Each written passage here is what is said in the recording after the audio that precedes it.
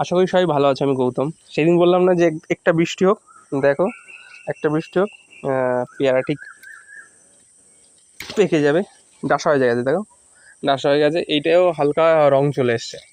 এটাই বলেছিলাম না সব থেকে বড় না, এর ভেতরে অনেক বড় বড় আছে, আমি লক্ষ্য করিনি।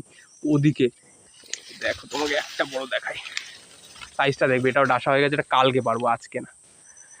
মানে এটা পুরো একটার ওজন 250 গ্রামের উপর হবে। জানি না বোঝাতে পারছি কিনা।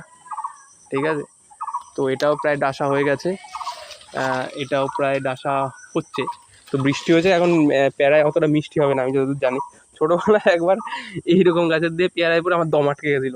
তো ছোটোবেলায় প্রচুর এইসব করেছি, তো কোনো সমস্যা নেই।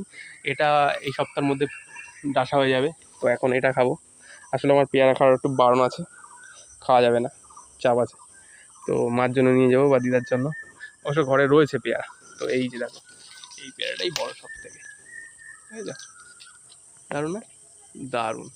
বর্ষার মধ্যে ওয়েদারটা দেখেছো? ওয়েদারটা দারুণ। আর এই চাল কুমড়া গাছ ছাদে হয়েছে, এই খেয়ে খেয়ে একদম অনিচ্ছা ধরে যাবে এইবার।